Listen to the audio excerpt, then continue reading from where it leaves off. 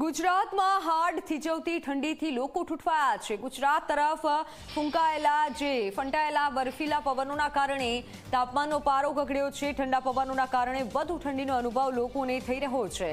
નલિયાનું તાપમાન 3.4 ડિગ્રી થતાં ત્યાંના લોકો થીજી ગયા છે।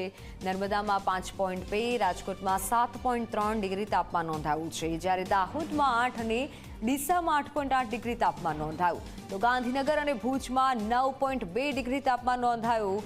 વડોદરામાં 11 ડિગ્રી તાપમાન નોંધાયું છે। અમરેલીમાં 11.7 ડિગ્રી તાપમાન નોંધાયું છે। પોરબંદરમાં 12 અને અમદાવાદમાં 12.1 ડિગ્રી તાપમાન નોંધાયું છે। આમ ગુજરાતના અનેક શહેરોનું તાપમાન 13 ડિગ્રીથી નીચે જોવા મળ્યું છે। જોકે રાહતની વાત એ છે કે આગામી દિવસોમાં ઠંડી ઘટી શકે છે।